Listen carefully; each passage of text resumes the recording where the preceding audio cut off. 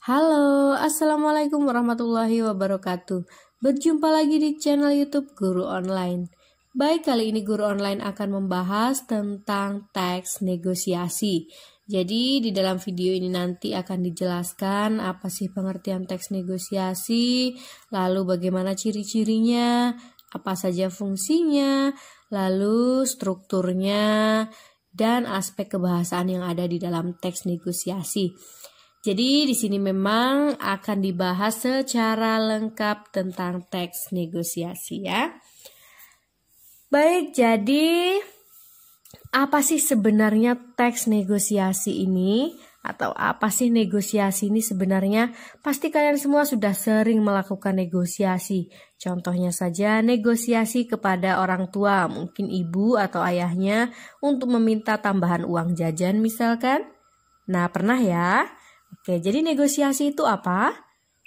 Iya, negosiasi adalah bentuk interaksi sosial yang berfungsi untuk mencapai kesepakatan di antara pihak-pihak yang mempunyai kepentingan yang berbeda.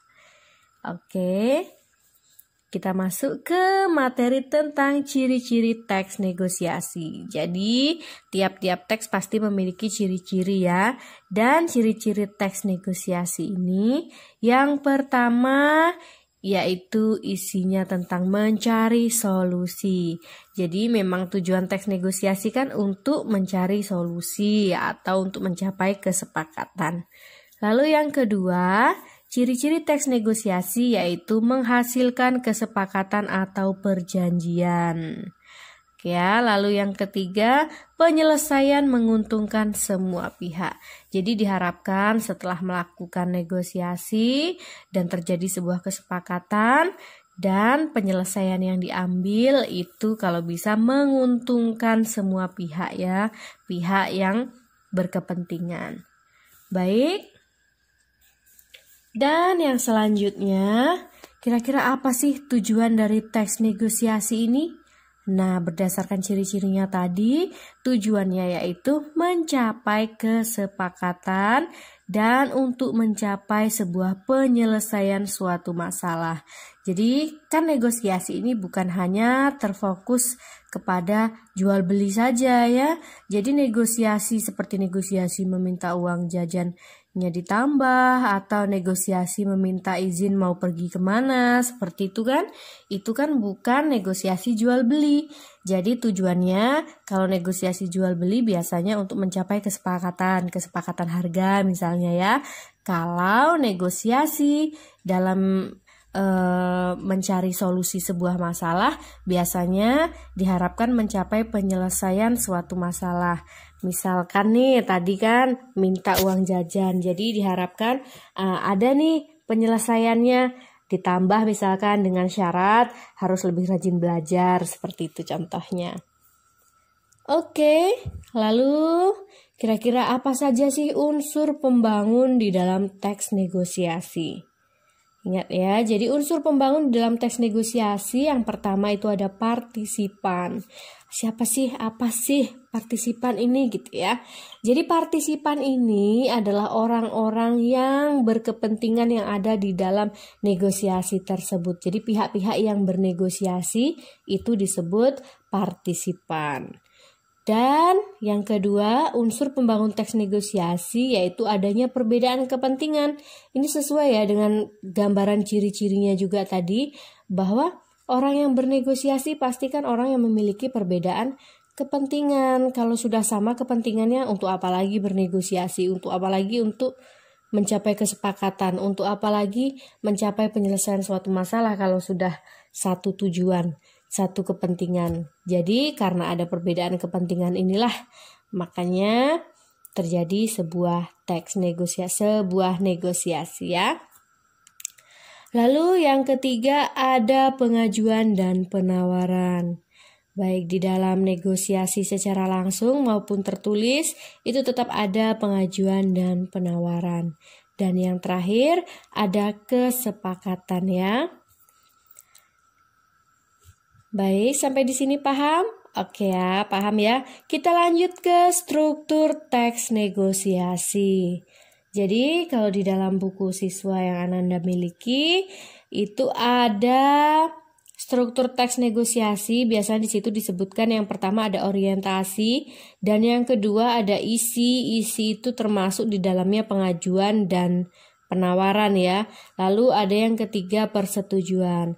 Tetapi kalau kita baca-baca materi dari internet, materi dari sumber-sumber buku lain, bacaan tentang teks negosiasi, itu ada juga yang menyatakan bahwa struktur teks negosiasi itu terdiri dari orientasi, permintaan atau pengajuan, pemenuhan, penawaran, persetujuan, dan penutup. Jadi kenapa berbeda? Ya berbeda ya, karena negosiasi kan saya ingatkan lagi tadi seperti yang di awal tadi, bahwa negosiasi kan bukan hanya dalam hal jual beli saja. Kalau dalam hal misalkan negosiasi untuk menambah uang jajan, itu kan tidak perlu ada pemenuhan, iya kan? Jadi langsung aja pembukaan, lalu pengajuan, Ma tambah dong uang jajannya karena ada keperluan ini, misalkan seperti itu. Lalu ada tawar-menawar, lalu persetujuannya apa, terjadi kesepakatan atau tidak, misalkan terjadi kesepakatan apa syaratnya. Tetapi kalau negosiasinya terjadi dalam bentuk jual beli, itu biasanya ada permintaan atau pengajuan, lalu ada pemenuhan terlebih dahulu. Misalkan, Pak ada mangga harum manis misalkan kan. Oh ada, sebentar ya saya ambilkan misalkan. Oh ada ya, ini yang sebelah ini misalkan seperti itu. Jadi ada pemenuhan terlebih dahulu. Jadi ada pertanyaan, lalu dipenuhi permintaannya tersebut. Lalu baru terjadi proses tawar-menawar seperti itu ya.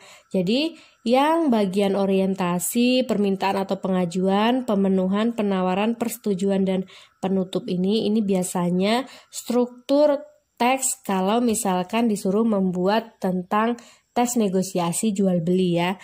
Tapi kalau yang orientasi, lalu isinya ini ada pengajuan dan penawaran, lalu terjadi persetujuan, ini negosiasi yang di luar jual beli. Contohnya negosiasi uang jajan atau negosiasi misalkan menunda pengumpulan PR, misalkan seperti itu ya. Jadi bernegosiasi siswa dengan guru, misalkan Bu, boleh nggak tenggang waktu pengumpulan tugas ini diundur, misalkan seperti itu. Jadi yang perlu diingat adalah teks negosiasi itu bukan hanya teks tentang negosiasi jual beli. Jadi masih banyak lagi ya tentang hal-hal yang lainnya.